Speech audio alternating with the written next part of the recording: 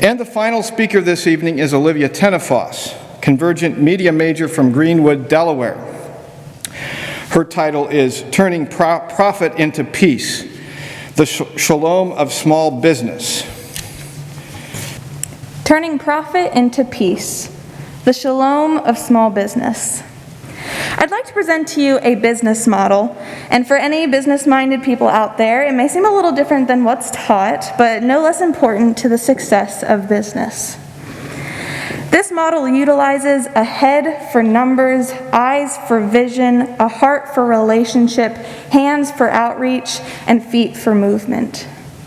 Movement that gives change to a broken system, outreach that goes into the community, relationships with the neighbor and with the stranger, vision that sees the need, and numbers that give the strength to push this cycle. What does it mean to turn profit into peace? Does that mean money is violent? That success is a bad thing?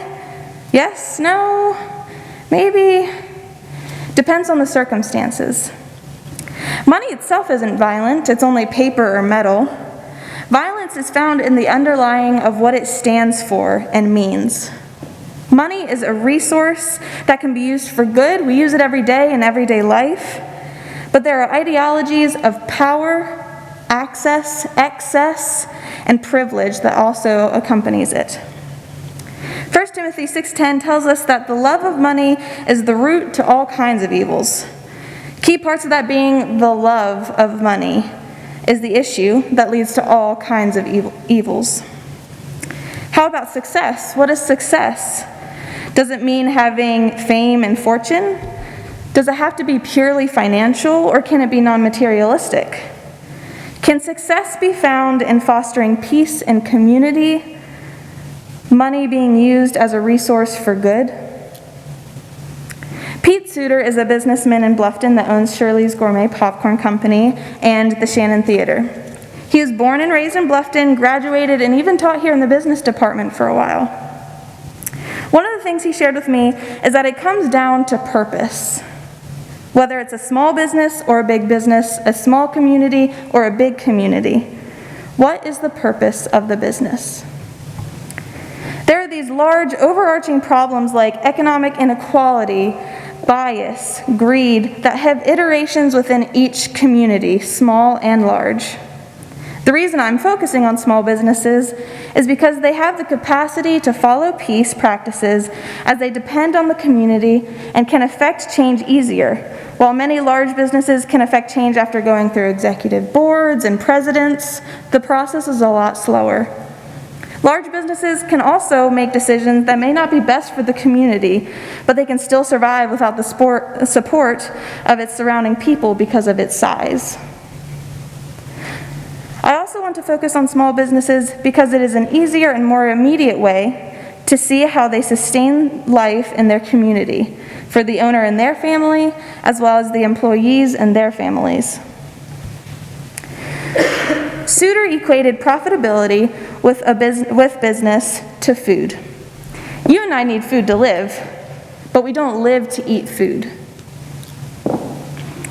A business needs to be profitable to sustain itself and to support its people and practice. But there must be a higher purpose for a business than to just make money. The Bible says in Ecclesiastes that whoever loves money never has enough. Whoever loves wealth is never satisfied with their income. Small businesses are so often seen as vulnerable because they depend on the community and the local economy. While it's true that not all small businesses survive the hardships that they face, there's a legitimate and unmistakable capacity for small businesses to influence and lead in their community when its mission seeks to better the community and its people. Suter mentioned that Shirley's philanthropic investment into the community is literacy. There are two ways they pursue this initiative. One is during National Reading Month, which is March, which just passed, where people of any age can present their reading logs saying that they read 6 hours and they'll get a small bag of popcorn. And they can do this every day of the whole month. And he said that they have people that does it every day for the whole month. And then he also realized that the people that came every day for the whole month they don't come back for the rest of the 11 months. But it advocates for literacy, not necessarily their bottom line. The second way they pursue the initiative towards literacy is celebrating Shirley's birthday by donating 100% of sales on that day towards a local literacy program. They also stay community-minded by sourcing their ingredients as close as they can to home. For example, the Bluffton location of Shirley's has been able to have their popcorn grown in Bluffton and Pandora. It's a really weird thing to think about, is popcorn being grown close by, right? It's just corn. Flourishing human relationships and treating people as valued humans as well as employees is essential for small businesses.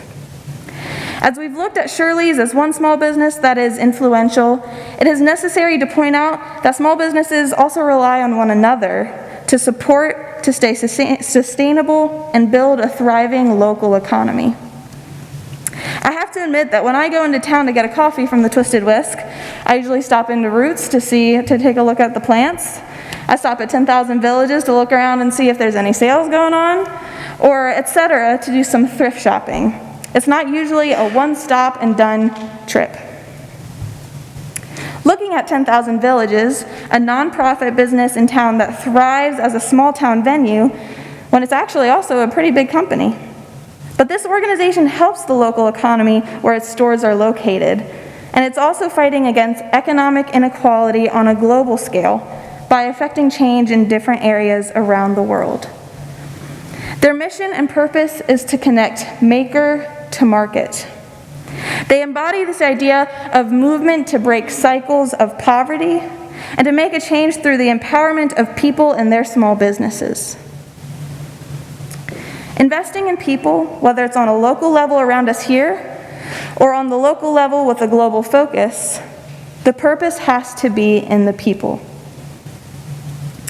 Small businesses give rise to local economies as people start their own companies and increase the job opportunity within that area, and incomes are being generated. Stefan Goetz, who is the professor of agriculture and regional economics at Penn State and is also the director of the Northeast Regional Center for Rural Development, said that small, locally owned businesses and startups tend to generate higher incomes for people in a community than big non-local firms, which can actually depress local economies. While small businesses may not always know it, they are confronting economic inequality through job creation and job opportunities as the demographics shift for underrepresented minorities to be bosses or owners. Looking within the community and surrounding areas to source materials benefits the sustainability of the local economy. I'd like to return back to that business model I talked about.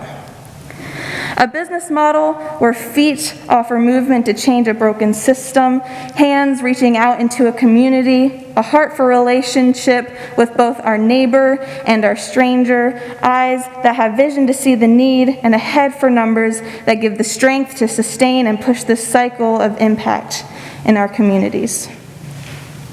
Business is more than money and success. The power of purpose changes profit into peace. This is the Shalom of small business. Thank you. First place winner of the 2021 C. Henry Smith Peace Oratory Contest is Olivia Tennefoss.